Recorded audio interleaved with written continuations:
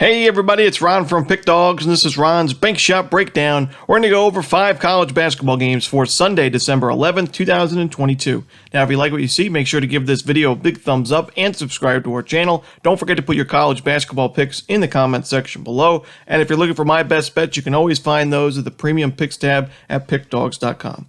Alrighty, let's get into it. Here are the games for Sunday in college basketball. First up, we see a neutral site game between Maryland and Tennessee. This one is 4:30 Eastern start time on Fox Sports 1. It's going to be at the Barclays Center in Brooklyn. Now, this is a tough Sunday card in my opinion overall. Not a ton of value on the board when I'm looking at this card, just on the surface. But in this particular game, I'm leaning towards the under. I wanted to talk about this game because it is the best game on the board in my opinion, just in terms of entertainment value. You got two top 15 teams, Maryland, Tennessee. Both teams combined record 16-2. Tennessee's only loss was an upset loss at the beginning of the year to Colorado, and now we're looking at this Colorado team. They actually look pretty good this season, so maybe not as bad a loss as we thought. But overall, Tennessee number 1 in the country in adjusted defensive efficiency. Maryland also top 35 in adjusted defensive efficiency, and they really like to slow things down on defense. Maryland ranked 309 in the country in average possession length. Tennessee also likes to slow it down a bit, 218th in average possession length on defense. So, while both teams aren't great defensive rebounding teams, I still think this is going to be a pretty low-scoring and competitive game as well. I don't think either team is going to run away with it, and I do think this could be a game where we would worry about getting to overtime, maybe pushing this over the total, but if we stay in regulation, I think we get under. So give me the under in Tennessee, Maryland.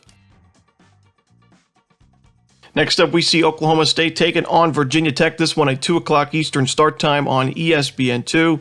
Another great game on paper and another game that should be pretty close. And overall, not a ton of value on the side, but I am leaning towards Oklahoma State here because I like the way their defense has looked, and I was really impressed with their game against Sam Houston State last time out. It was a home game for Oklahoma State, but they won that one by 14 points. That's a really good Sam Houston State team. We've seen them pull off upsets already this season. They're now ranked inside the top 100 in KenPom, even though they're in the WAC conference. And the big thing that I was worried about Oklahoma State in that matchup was Sam Houston State forces a ton of turnovers. They're number 7 in the country in turnover percentage on defense, and Oklahoma State has big problems turning the ball over left and right on offense. They're ranked 298th in the country in that stat.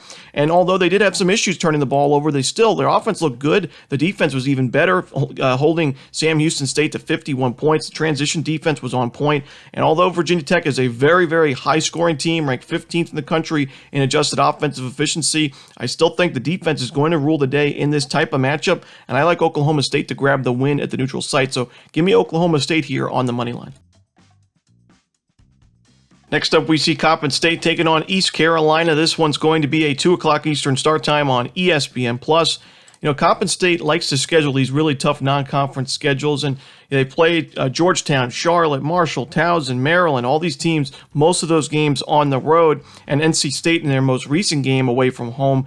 But where they've had the most success, Coppin State, with a few outright upset wins or some wins over Division I teams, are against teams where their defense is ranked outside the top 200 in adjusted defensive efficiency. We saw it against Loyola Maryland. We saw it against Navy, Tennessee Tech, Mount St. Mary's. Those were all outright wins for Coppin State, and we even saw against Georgetown, whose defense is struggling this season. Coppin State was able to force overtime in that game. They did lose that one by 10 points in the end, but still forcing overtime against a team like Georgetown, who's, yes, having a down year this year, but for a MEAC school like Coppin State, that's a big win when you're playing on the road. So, Coppin State facing East Carolina, who's ranked 240th in the country in adjusted defensive efficiency. They've lost 3 of their last 4 games. They're not in good form at all.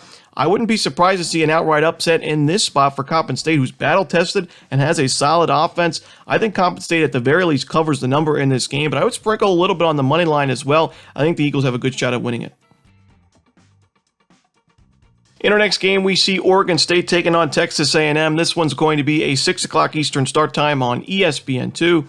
A true home game for Texas A&M in this one. Now, they are coming off a loss to Boise State, a pretty bad loss, giving up 86 points to a defense-first Boise State team. and you lost by 15 points in the end. Not what you want to see. But I still think Texas A&M is the much better side in this one. I expect a bounce-back performance, and I do expect a blowout win for the Aggies in this game. You know, Oregon State ranked 215th and KenPom 214th, both in the offensive and defensive adjusted efficiencies. They turn the ball over left and right, and they're not good enough on the offensive glass for me to see them, competing in this game. And, we've seen at times Oregon State's had good shooting performances in their game against Washington early on. That really led them to the victory in that game. But on the road here, I just don't really trust this Oregon State team. Coming off that loss to USC, it was a close one, pretty disappointing one in the end for the Beavers. And in that game, they lost the game by 1 point, but they outshot USC 45.5% from three to 25%. So when you have that much of an advantage and you still don't even win the game outright, that's where I get worried. So give me Texas A&M here. I think they win in comfortable fashion.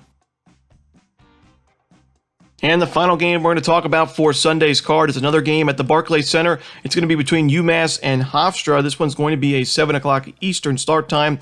UMass is without Noah Fernandes in the last few games, and he is a big part of this team. Really good perimeter shooter. He's also getting better on the defensive end as well.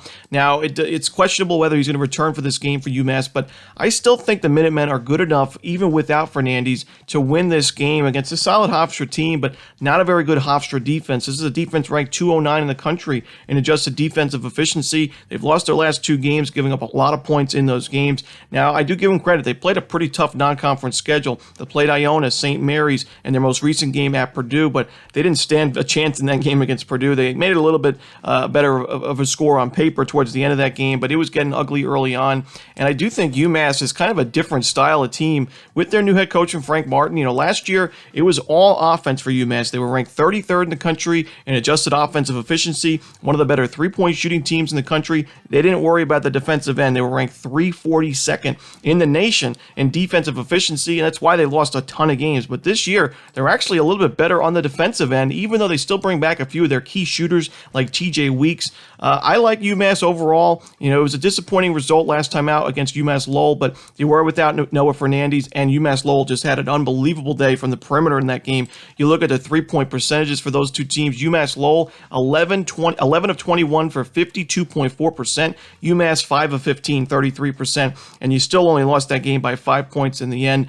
I think UMass is scoring some sustainable buckets, and I like their chances in this game against Hofstra. So give me UMass on the money line to end the night. And that's it. Those are the games for Sunday in college basketball. Hope you enjoyed this video. If you did, don't forget to hit that like button and subscribe. And don't forget to put your college basketball picks in the comment section below. Again, if you're looking for my best bet, you can find those at Pickdawgz Premium. As always, this is Ron Romanelli. Good luck.